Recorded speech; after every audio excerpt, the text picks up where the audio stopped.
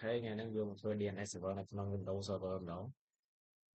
ជាដំបូងយើងមាន VM មួយនៅក្នុង VM របស់ Windows Server យើងហើយត្រូវ make sure ថា VM របស់យើងត្រូវមាន IP static ឥឡូវខ្ញុំចែកមើល secrets ខ្ញុំនេះ IP របស់ខ្ញុំទី default ខ្ញុំ set វា static 172.16.99.254 ហើយ DNS ខ្ញុំប្រើ local DNS អូខេប៉ុណ្ណឹងដំបូងយើងចូលទៅក្នុងនេះserver manager dashboard យើងចូលទៅក្នុងប៊ូតុននេះចូល tool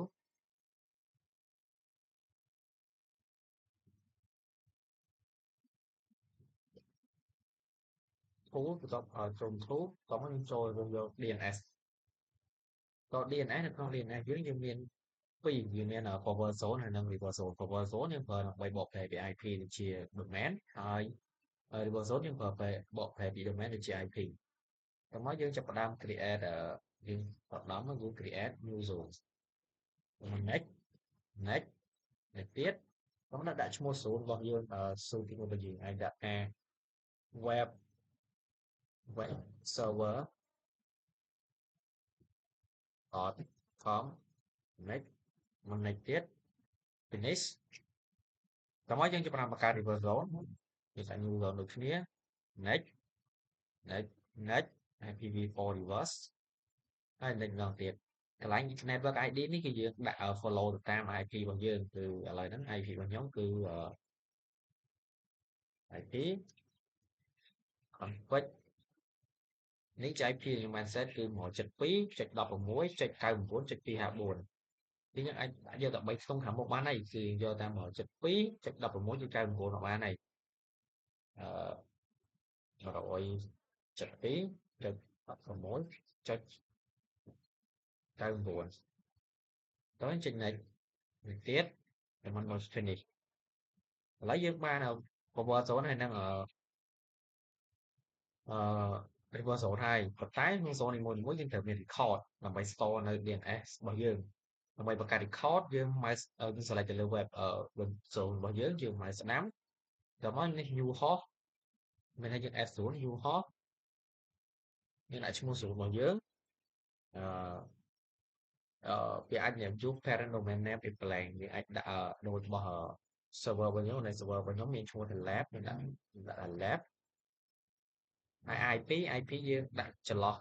IP របស់យើងដូចខ្ញុំប្រើចន្លោះ 172.16.99.254 មកចុច add host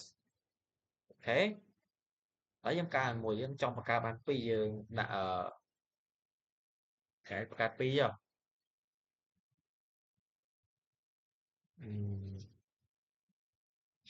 lab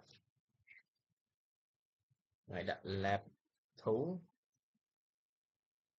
web server យើងដាក់ IP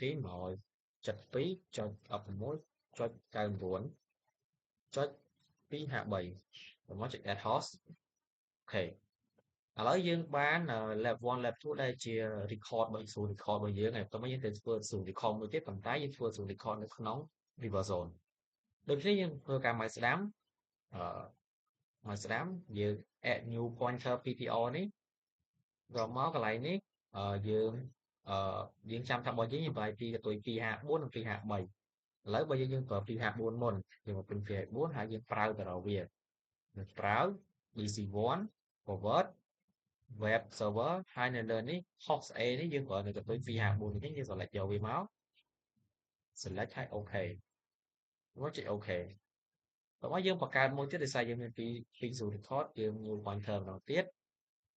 មិញ254ហើយយើងចុច253ម្ដងមកខ្ញុំប្រើម្ដងទៀត DC forward web server ហើយ web 2 OK ហើយចុច OK ម្ដងទៀតបន្តមកដើម្បី DNS របស់យើងវាអត់ទាន់ដើរទេយើងត្រូវ reload វាយើងធ្វើការ reload វាយើងមកស្ដាំយក alt task បន្តមកចុច restart ដើម្បី restart DNS របស់យើងអូខេបន្ទាប់មកយើងបាន0 2ផ្សេងគ្នាបន្ទាប់មកយើងអាចធ្វើការtesting បាន